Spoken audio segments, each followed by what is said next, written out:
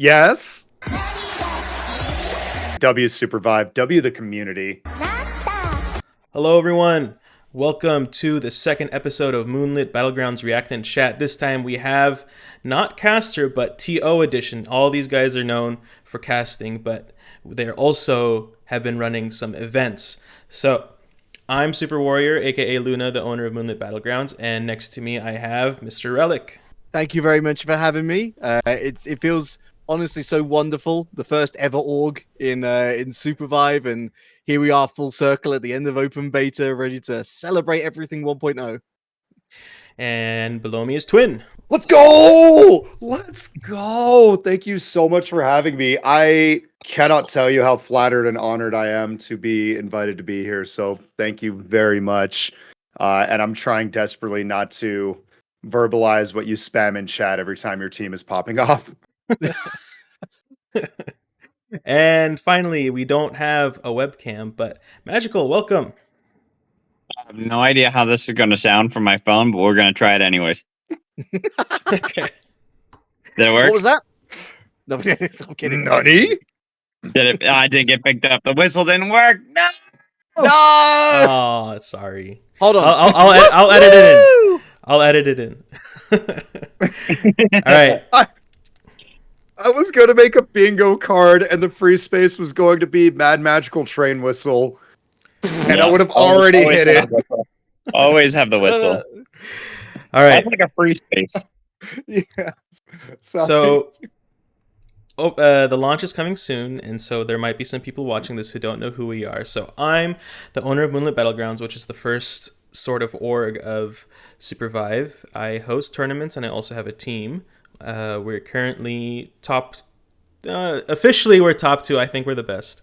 But Reliq, if for those who don't know, give a quick introduction to yourself. Yo, Reliq. I've been a caster in the gaming industry for 12 years now at this point. I've been a TO for SUPERVIVE since pre-open beta. Host and caster, of course, in that scene too. I'm a professional cheerleader for SUPERVIVE. And most recently, I've become a mansplainer, splaining man, why is this game so good? So basically, if you've seen me around the SUPERVIVE scene, it's most likely in that esports area. But I also just love the game as a whole. Okay, Twin.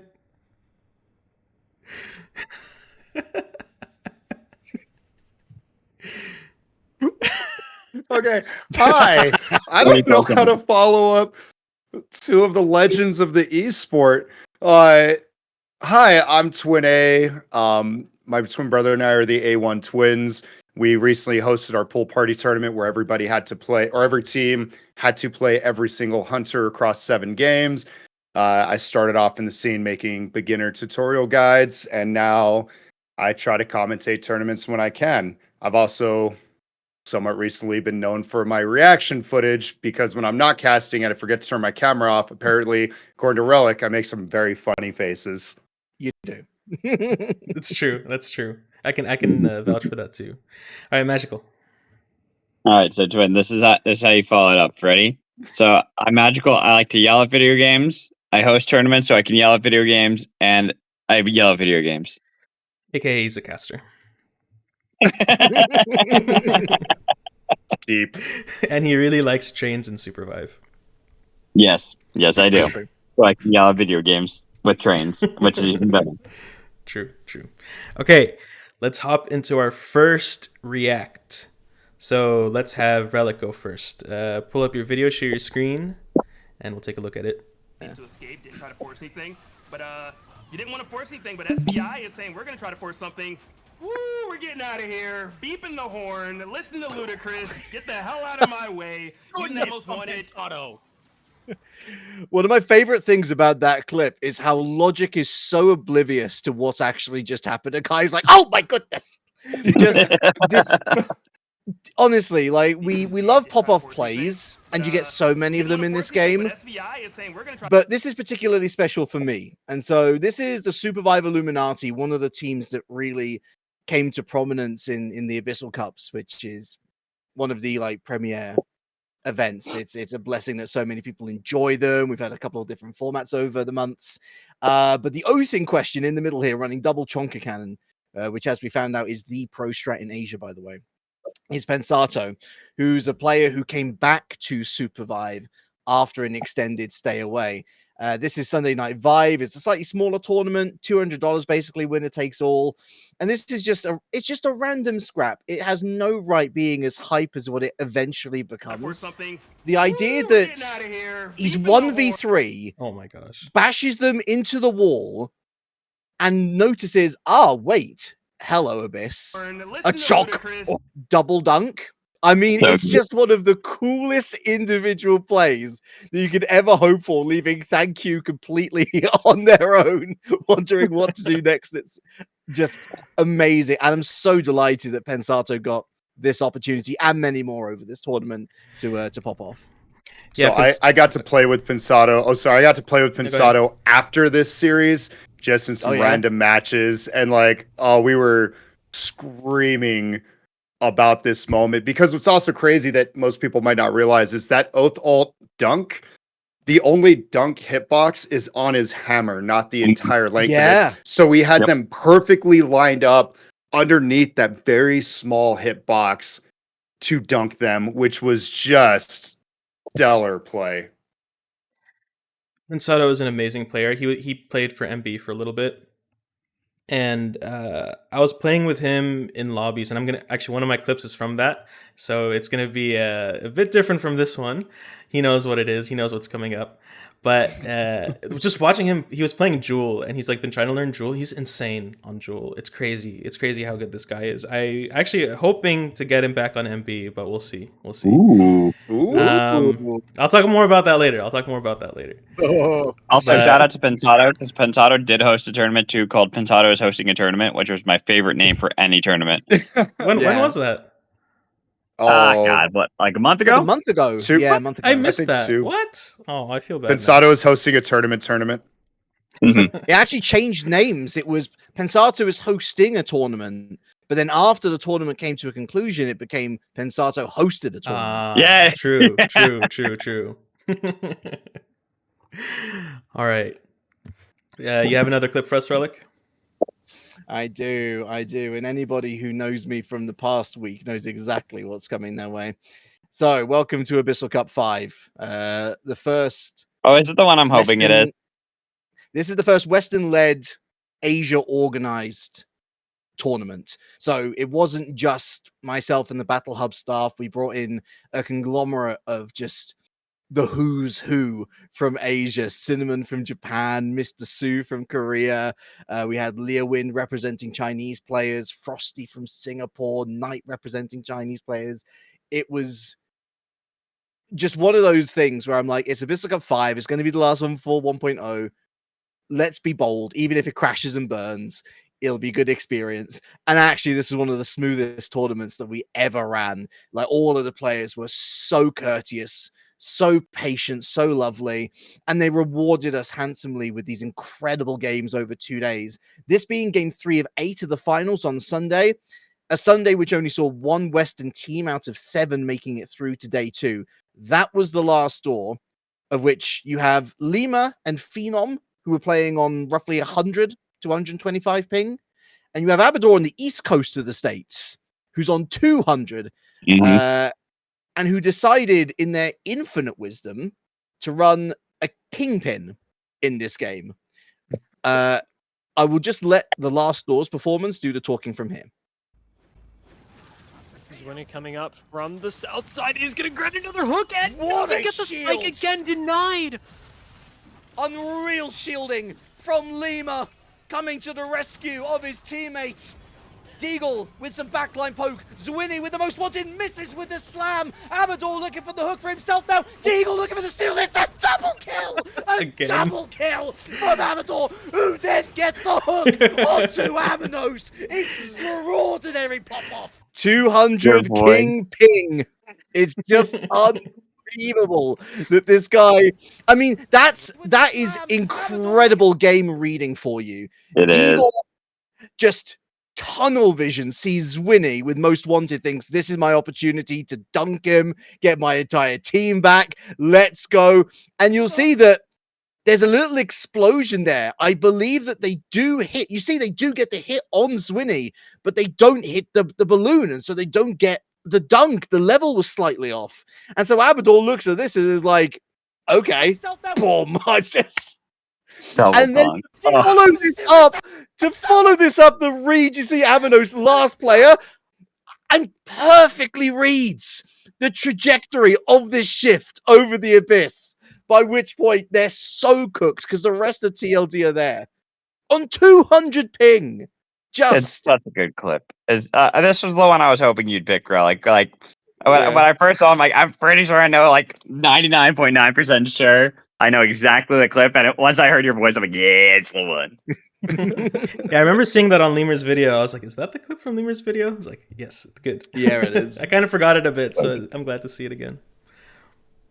I mean, irrespective of how TLD did the rest of the day, the fact that they went on to win this game on Eastern servers with these sorts of pop-off moments, I mean, this is a singular win that will be remembered for a long, long time to come in the competitive scene, let alone for these three who have been side by side since legitimately the first ever competitive tournament that we ran in SUPERVIVE. Back in the prologue.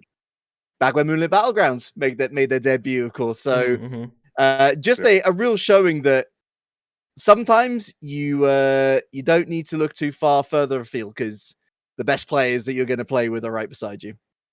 You know, I think one thing that's interesting about this tournament is that it gives the Asian players a peek at other metas. Because, you know, I heard that they just played a bunch of Shiv and Brawl. I didn't get to watch it, unfortunately. But it does show them that, you know, there are other viable hunters out there. So I'm excited for the Asian meta. We'll see how it turns out. I've been talking with the Japanese players. And actually, I speak a little bit of Japanese, and I did my very first official Japanese translation of it's a clip of Pyne getting run over by train and Spades warning him about the train. So I did it's like a 4-word translation video. You'll have to be more specific. That happens too much. Anyway, basically he's looking out for the train and he's not getting hit by the train, but he's like in the middle of a fight and he jumps on top of a bungee, which pushes him into the train. So I'll put the clip in post. But yeah, I did a Japanese translation with that. So I've been trying to include the Japanese guys over here more. So anyway, all right. I have a question for you, Reliq. Yeah, sure. You know, several times Magical has said that, oh, you're the one who introduced him to SUPERVIVE and all this stuff. And so what about you? How did you get into SUPERVIVE? And how did you decide to put your tournaments and Battle Hub into SUPERVIVE? First question is easy. I stumbled across the very well promoted post of Joe SUPERVIVE revealing Project Loki for the first public time. Anyway, there were posts saying, yo, we're making a game, let's get some play testers. I didn't even know. This was my first look at the game. And I remember, to paraphrase Joe, it was something along the lines of, you know, rather than me telling you about it, let me just show you. And watching that footage, like, there is not a feeling I've had like that many times in my life. Just knowing that something is beyond your wildest dreams of what a game could be. And it's really funny because I didn't actually know who Joe or much of the senior staff of Theorycraft were until my partner Sovchan, also a caster, was like, yo, it's Joe. And I'm like, wait, you know Joe? And she's like, yeah, he used to work for Riot Games. I'm like, oh, that's cool. And she's like, no. He used to be like executive. Like, he used to be like one of the higher ups at Riot Games. And I'm like, oh, okay. And so, yeah, it was it was like just this moment where everything came together. I was super excited, got into the closed alpha, and to lean into your second question, I just ended up getting involved with the casting, which was very fresh when I joined, like there hadn't been much. There'd sort of been Pwiff doing Discord streams, so at least the games were shown, but there wasn't much in the way of professional casting. I asked around, turned out there was some interest in doing casters, or at least partnering a dev with a caster so they could cover the action. And it was just a beautiful friendship that develops from there between myself and Theorycraft Games. I was blown away by how much they enjoyed what I was doing.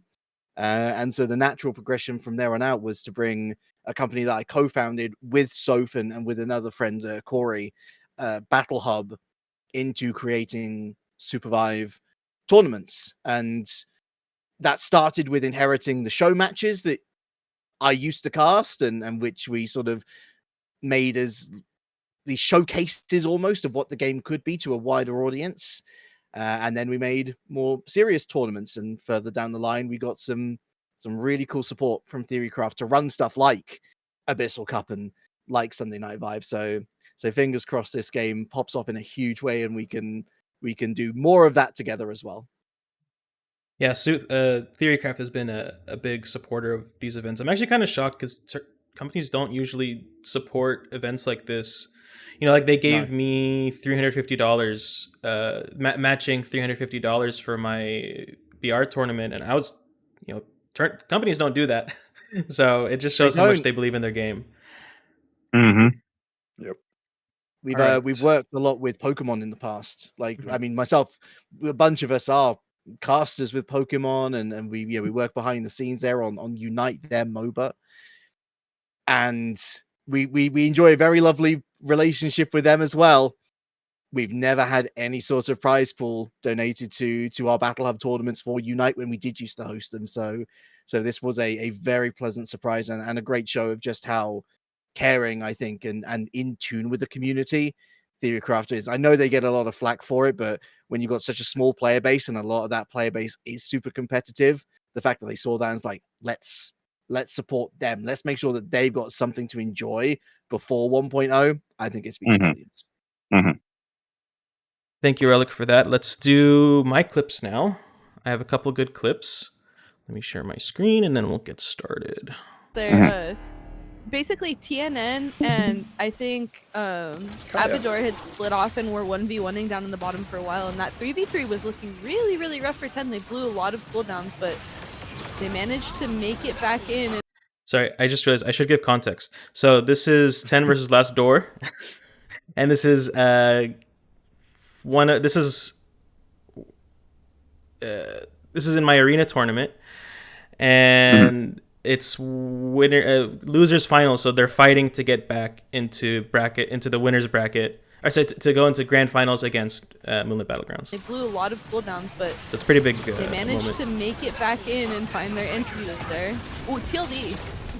Lemur looking for it again there. Aiden, nice sidestep, able to avoid that Abyssal Breaker. Cooldown down now. Big cooldown on the side of TLD. 10 looking to play off of that advantage. We see double shift, triple shift through for RTK. 4 gets the reset. Oh my god. Oh my god. The health bar. TLD RTK going off on the jewel, and TLD is gone. 10 to game 1. RTK. The jewel movement throughout that was absolutely insane from RTK. Oh my god. We talk about the potential on Jewel, and RTK is able to bring it out. And if you this is the second time in this bracket that 10 and TLD fought each other, and in the first game TLD did a really good job at shutting down RTK, but when RTK gets his moments, this is what happens. That was insane. He's one of the best Jewels in the world right now, isn't he? I'm really excited to see what that Jewel rework brings to the Hunter. But for now, I'm very curious. For now, we can appreciate what was possible with this Hunter. I hope it's I hope the skill floor is a little bit more accessible, because I love Jewel, but I'm so bad at her. So. I mean, I think the idea, at least like from what I was getting, it wasn't about like making Jewel harder to play or easier to play. It was to take the frustration out of the kit with the invulnerability, which they had already done previously, but then it made her feel clunky, kind of like what they did with Brawl way back in the day when they took out a little bit of the mobility, but then it made him feel really clunky. So they slowly worked in how to like fix the kit. I feel like that's what the dual like retooling is going to mostly be. Just make it feel a little bit more fluid. Yeah, we'll see what they cook up. We'll see. And RTK though made that look fluid as hell. Damn. Okay. Twin, any thoughts before I show the next clip? I just love how he was able to line up every single dash reset, like grab the orbs, hitting the stacks, everything. That is so unbelievably difficult to do. And he just went through arguably the #1 team in North America effortlessly, like a hot knife through butter. Just, wow, that was insane. This is why I love being a caster, because I can look at these moments and be like, I know exactly what you're doing. And then if someone tells me to do that myself, I'm like, I don't have to. I struggle with the LMB, let alone the RMB. Honestly, the LMB is the hardest part, I think. And I can't even hit the right click. I can't even hit the right click, man. I try so hard. The locking in dual part's the hard part for me. The what? Locking in. I said the locking in duel is the hard part for me. That's funny. Yeah. Okay. Let me do the next clip. 1 second.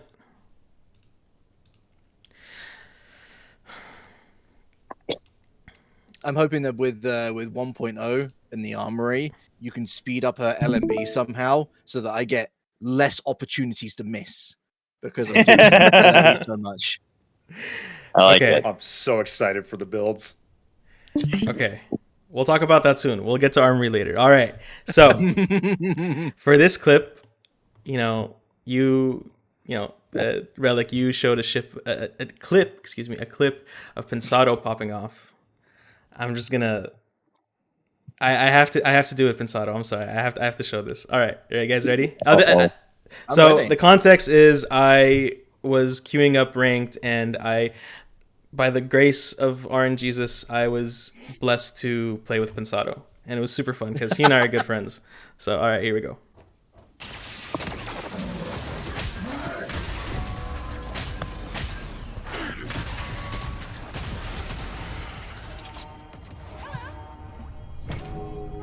No! Oh my god. You instantly where that was going. I saw the mini map where he was circling around. I'm like, wait, don't take that. That's a poisonous turtle. No! Well, he didn't do it on purpose. He did it on accident. He wasn't trying to kill me. I wish he was. I want to watch it again. I want to watch it again. That was hilarious. You want to watch it again? Okay. You guys can't hear it because my mic is a little bit low. Because like I back up because I'm like shocked, but I'm like, you idiot. You idiot! That's what you get for cutting me. I don't know the story. I just All right, one more time. Here we go. Where's my box? Oh. There we go. Just Oh my god. So good. Oh, no. My god. All right. So for me, I usually ask questions. Twins. Twin's gone. He's gone.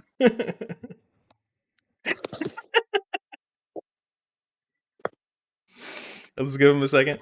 Okay. No, we're good. We're good. Okay. Woo. We're locked. We're focused. We're in. Okay. I usually ask people questions after they share their clips, but since it's mine, I have an announcement to make. Whoa. And it's maybe not a good announcement, or maybe it is. It's both good and bad. That I will make this announcement by the time the clip comes. By the time the video comes out. But unfortunately, Pyne, Hight, and Spades have decided to leave Moonlit Battlegrounds. And Whoa! Yes. So this is like my announcement in the video, and just saying I love you guys. I enjoyed watching you guys so much. But now it's time for a new Moonlit Battlegrounds, and I'm talking to other people to try to make new teams. So both sad and excited at the same time. And So, Aww. just reason to why- clarify, Yeah, are go they? ahead. Oh, I was going to say, are they sticking together or are they going apart? yeah, they're sticking together. They and I I knew this was going to come up. I talked about this with Twin before, where I was going to have a meeting with them today to talk about this too, but they're amazing players and they're incredibly mature in the game. Out of the game, it's a bit different, but they when they're frustrated with each other, they don't get angry. They have really good teamwork. They have good communication, and like they're amazing players. So I know that one day, like if C9 or Genji or whatever, well, Genji is going to be in Korea, but C9 or Team Liquid gets into the SUPERVIVE scene, like they're going to pick up these players. So I know that one day they were going to leave. And so they decided to leave because they did not want to look like they're not free agents to get picked up by one of these teams. Fair. That's fair. So as much as it hurts me, I'm excited for them. So, but that means it's time to, I know there's plays. I know how they play. I've watched them more than anyone else. So look out, guys. We're going to get a team. I will say, like, as sad as it is, as you say, I think that is also, if we just take it from a wider perspective, that is one of the greatest endorsements that this game has had from the pro scene. The fact that they're already thinking ahead to, I mean, we're thinking big levels of orgs potentially. At least to me, I think that's obviously sad for you and sad for MB as the org, but yeah, a really strong endorsement from those players that they believe in SUPERVIVE and they believe in its longevity as not just a fun game, but a competitive game as well. Yeah. Are they about to enter the next tournament or scrim as team free agents? I was telling him to sign up as not MB. Not MB. Yeah, but they're, Pyne and Hight, they're from BAP, so I wouldn't be surprised if they call themselves BAP. We'll see, I don't know. Sun Shadow Warzone. Sun Shadow Warzone? Okay. That can work. Okay, Reliq. Okay. All right. Let's go to Twins clips. Actually, no, let's do Magicals first. Let's pull up Magicals. Okay. So here. Give me a sec. Another one of our Felix squads. Here's a lot of flight of the Firefoxes. They've taken flight against the Ghost Squad. Burning Miles, but he's been able to get away in a snipe on Aphios. The train on the two! No way! They weren't even paying attention because it wasn't. If you don't know where that's from, that was from the Sinoid pizza party. Okay. Where it was the glider jets for everybody. So everyone had to have glider jets. And we decided to make a fun rule where every team had to pick one hunter. And for some reason, the Felixes kept flying straight into the train. It was not Bullet Train. It was not Bullet Train.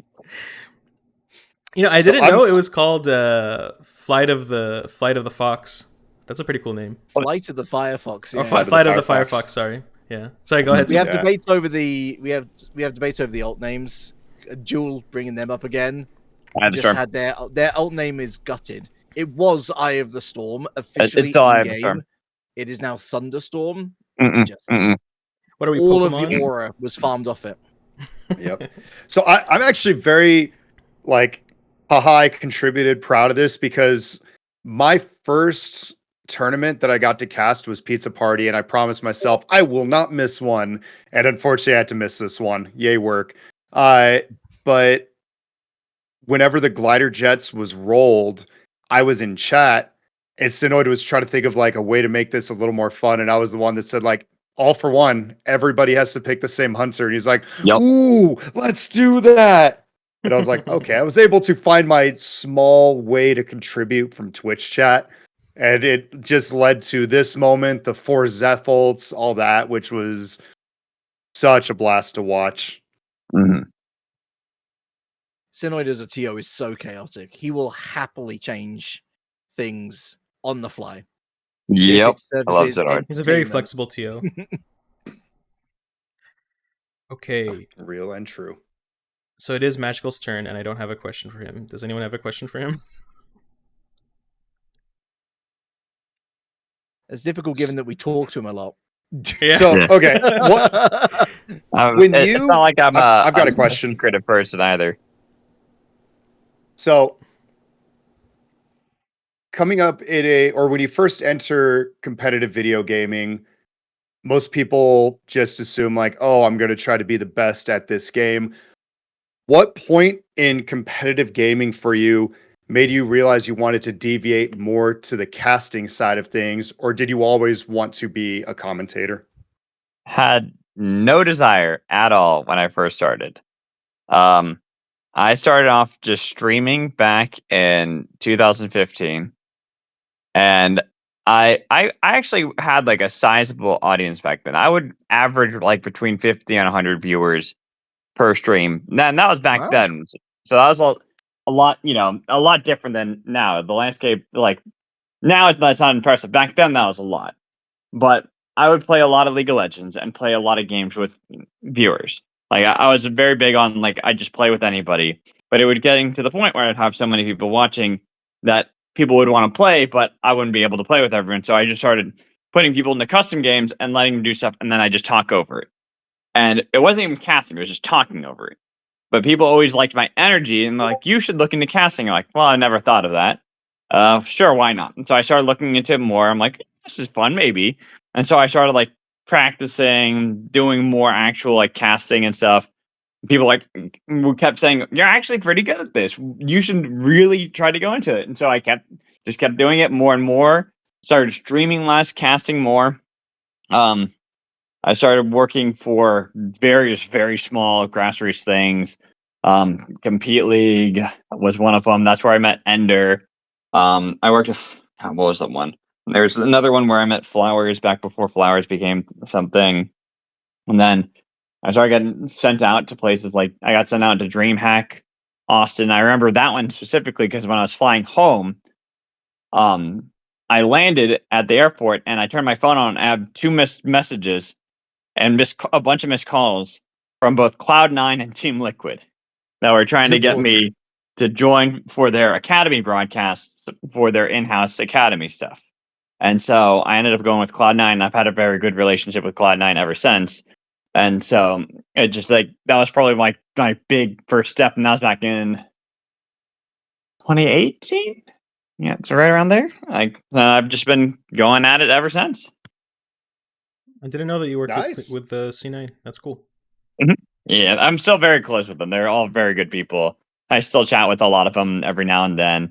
Like when Cloud9 won one of the years for like the LCS, I was there at that event, and I was with like a lot of the other casters, and everyone wanted to go see Cloud9, and I'm just just there because I'll be honest, they had free drinks, so I was like, okay, I'm just gonna chill. And so I'm just hanging out at the bar, and then Jack just waits up. He's like, "Magical, go over here!" And so all the other casters are just looking at me like, "Wait, why does he get to go?" So I was like the only caster who got to go into their little private place and just be. That's funny. I love that. Thank you. That's really insightful. I love it. Follow-up mini question: which team is becoming Cloud9 in SUPERVIVE 1.0? Ooh. Which team's got the Cloud9 vibe? That's the thing. So honestly, it like this would be going a little bit against Luna. Is like Moonlit Battlegrounds would be a team that has the C9 vibe already with their players.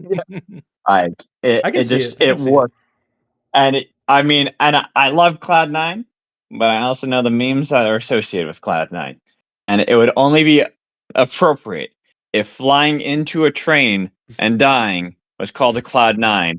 It would be very appropriate. C9, like Overwatch. It's very on point. On point. Then in that case, I think TLD would be Team Liquid with the TLD was my second choice for C9, but I would say I'd say Team Liquid for a TLD would just keep the TL going, you know. But I feel like Phenom would do really well on C9. He has that like, he would. And Lima too. They both have that like people's champ kind of vibe. Exactly. That was my leaning. I thought, Lima being one of the biggest content creators in SUPERVIVE right now, I think that would line up pretty well with the C9 approach as well with content creation.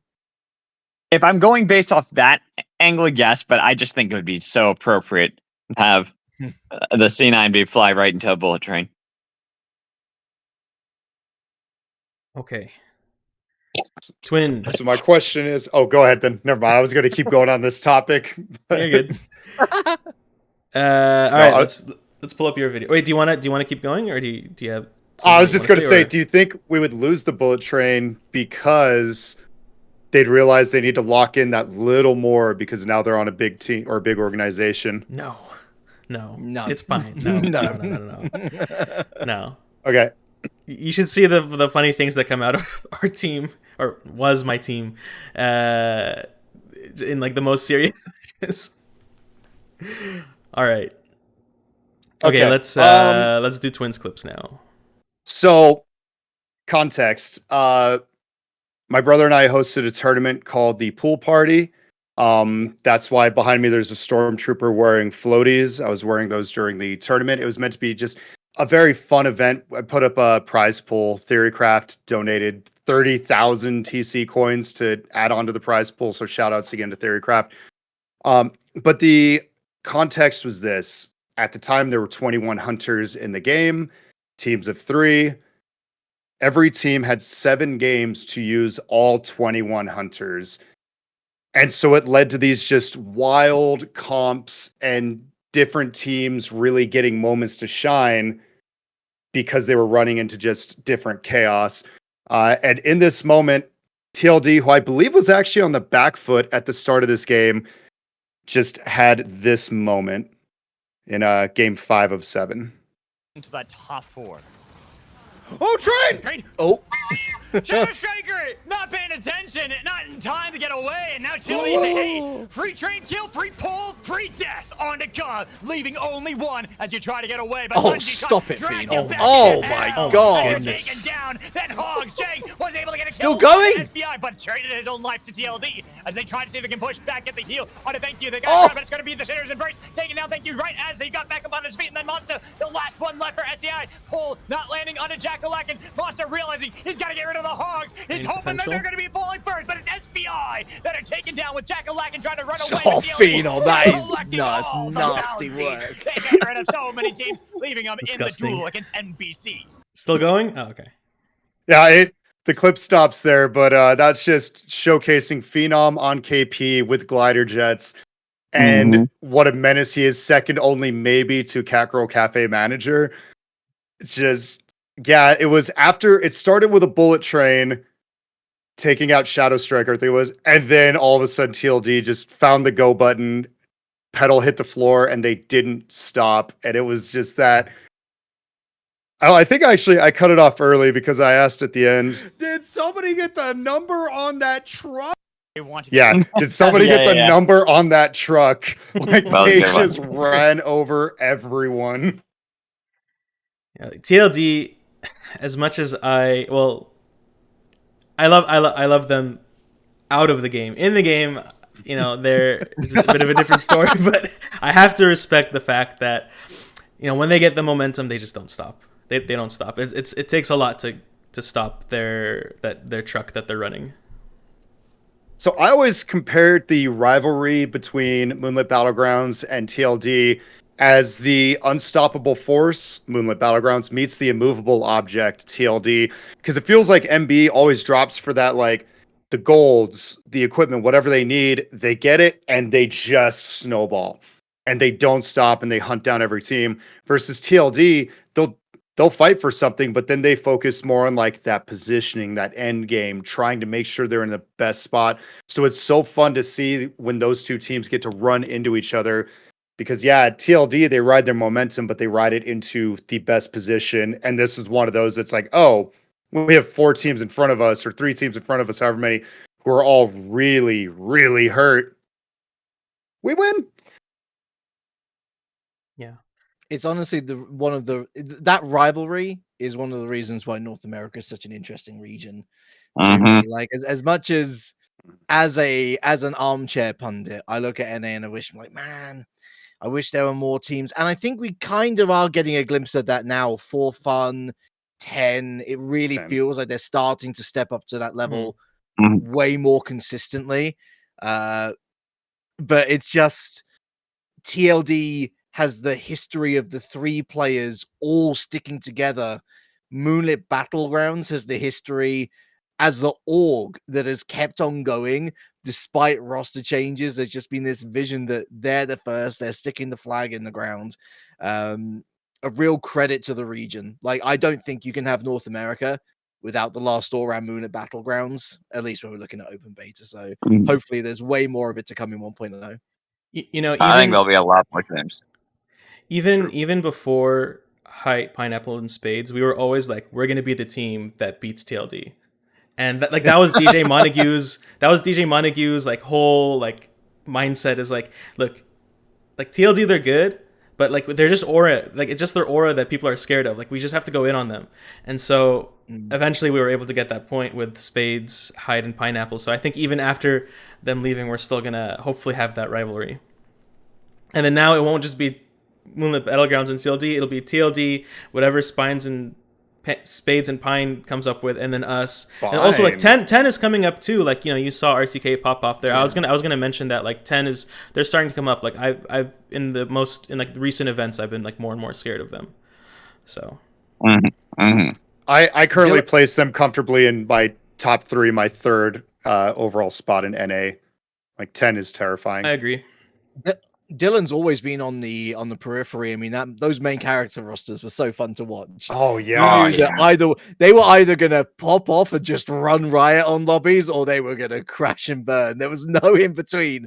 But that was part of the fun of watching them and seeing them now dedicate themselves to more of like that support role. Eva particularly, I think that it really suits TNN and RTK, who can both. I mean, we've seen the pop off already from RTK, but TNN in their own right as well. It's just such a lovely balanced roster that's only gotten better over time. So really excited to see where they go. Okay, as much as I want to keep talking about the competitive scene, I'm gonna have to ask Twin a question. I know you have more clips, but for the sake of time, okay, you know, we're kind of like over an hour now. So wait, really? Okay. Oh god, yeah. I need to show fast. This other clip though. I am okay. Show it. Okay, I'll be quick with it. I already have it pulled up and ready because you're gonna love this. So the context of this clip: same tournament, last game, and it is neck and neck between TLD and Moonlit Battlegrounds for who is going to win it. And Moonlit Battlegrounds sees in their feed in the corner, TLD was eliminated on a comp that they were running in scrims that was so dominant that them getting eliminated so early was actually, I considered, an upset. And I'm a fan. I know usually tournaments end with cross country. I love Final Destination. I chose to end at Final Destination, and it ended on the left side of Kobayashi's. And somebody, I know what you're gonna show. Two-way teleported the core to the left side of Kobayashi's, and need to find whoever did that. I still don't know who did, but I like to call this the victory lap. It was a trap. It's a trap, and GCR securing some free KP in the process. Bro, no way. Oh, you're playing with fire. You are playing with the torch right now. On the core is sticking it. So they are. Dude, y'all just gotta run. But someone has gotten the y'all just gotta run. Here's the nuke. Where do you go? Everyone's in queue. As a nuke will annihilate. Go hogs. Throwing teams over to Moonlit Battlegrounds. GCR 10 and NBC. Fallout Kobayashi. Only SBI Super Illuminati were able to get out of that one. Moonlit Battlegrounds on the other side. The victors of the whole chaos, as Thank You now realizes they have no escape. That's a good nuke. That's a good nuke. Moonlit Battle. I think like Kobayashi's, like the best place to be in a Kobayashi's ending is outside of Kobayashi's. Because every time I watch these endings, it's always the people that get out first or they're already outside. So you have to. It's like a trap. Kobayashi's is a trap. Mm-hmm. So I went back and watched Pyne's POV from that one, and they rotated around Kobayashi's the entire time, and they were just edge guarding outside of that perfectly. And I think they ended up pushing teams into Kobas because they were just so strong and so well prepared and had the perfect angles that everybody was just kind of pinched in there. And when they tried to overstep, they were just right in this beautiful hallway for Shrike to just pepper them. So yeah, they played that so well. Best All right. nuke ever. Twin, it's your question time. Hit me. We have to talk about 1.0. You know, it's in how many days now? Like 3 days. So Technically 2.5. yeah, 2.5 days. So on the Vive podcast, Magical and Reliq have already gone well in depth on their thoughts on the Armory and 1.0 in general. What are your thoughts, Twin? So I love it. I love it. I love it. I love it. I think it's going to be wonderful. And everybody I've talked to that's gotten to actually play with it has expressed a similar vein of like, it's fun. You know, it's not all sunshine and rainbows, but it's fun. It gives you that creative aspect of I hit like a wet noodle, but all my abilities are off cooldown immediately, so I can just zip all over the map. We can get those fun builds where it's like, oh, I want to go, you know, pure damage, cardboard box oath. I can't tank for anything, but I can go back to the glory days of this, you know, Grapthar's hammer working. And I can't wait to see the content that people make because of it. And ultimately, Theorycraft answered the question of how do you keep people coming back? Because we know that the season pass wasn't enough. We know that not everybody cares enough to hunt the W and the win. Not everybody cares about the competitive scene. So what do you do to keep them coming back? And I think they've provided a solution, at least in the moment, for that. So I'm here for it. I'm here for the fun. I'm here for the excitement when like I managed to unlock something early on that I really want to toy around with. Yeah, it was not an easy task for them, and I'm still waiting, obviously, to get my hands on it to pass my final judgment. But from the viewer perspective, I can't wait. I love it.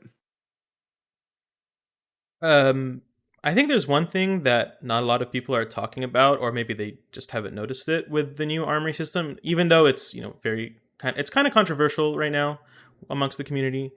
You know, there's a lot of people that like it. There's a lot of people that don't like it.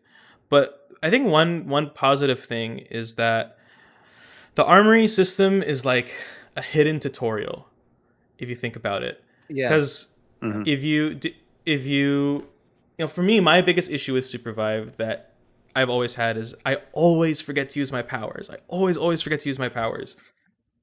And it took me a long time. It's not really until recent months where I recognized when picking up the powers, like, oh, this is what this power does. Oh, this is what this power does. And I've been in it for a year, technically longer, but I wasn't really playing. And so as you're unlocking relics or like higher tier of relics, by the way, I've been hearing your name a lot, Reliq. Oh, that smug look. Oh, he loves it. He knows it. As I'm Nobody unlocking informed me. relics in game, you know, it's like, oh, I want to try this one. Oh, this is what that does. Okay, so I think it's gonna be pretty good. We'll see. Change is scary. I'm gonna make a video on that actually. Change is scary, but it'll be good in the end, I think. Again, honestly, all four of us here, the most important thing is not us. It's brand new players. Yeah. And how do they see it? And we just won't know until it hits. But I think that is good changes for them. The only thing that I think Theorycraft really need to do is like, this is not rune pages from old League of Legends. Like they just need to deliver. Yeah, no, they need to deliver that. That's the only thing. Yeah. So talk about the tutorial. I remember one of the controversial things that they introduced because it hit an audience that was largely already veteran and seasoned was the unlocking things as you level up your account. But so I'd be like, oh, you have one power to start. And it kind of forced you to learn that one power. So my friends who started SUPERVIVE open beta much later loved this because it's so overwhelming. And now with this system, and I imagine they're going to do the same thing where it's like you get one of your kicks. I think you get two. I actually need to go rewatch the video. But if they continue that, it's really going to hold newer players' hands and get them used to using their abilities and how to build into stuff. And like I don't know, I think it's a really good idea from that tutorial aspect, as you pointed out, Luna. Yeah, we'll see. I have a lot of mixed feelings on it. I'm overall excited for it, but I'm just worried about the perception from other people. We'll see. Like, you know, at the end of the day, this is what the devs have decided, that this is what's going to give them success, and we just have to hope they're right. So it's kind of scary, but you know, that's the reality.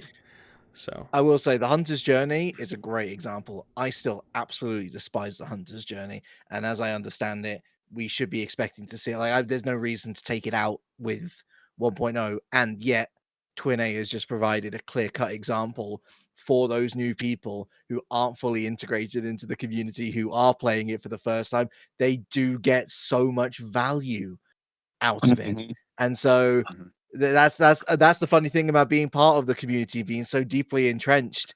It's an echo chamber, and if a load of people in the same room are saying bad things, then the atmosphere of the room is going to be bad. What's outside the room? That's the great unknown. I had my wife test it, and she really liked the Hunter's Journey because she didn't understand the game at all. So that's kind of what was my test for it. It's like, for me, it makes no sense because I already know the game, but for her, she has no idea, and so it's like it is slowly teaching her the game. SUPERVIVE won't succeed on the back of Sweats McGee.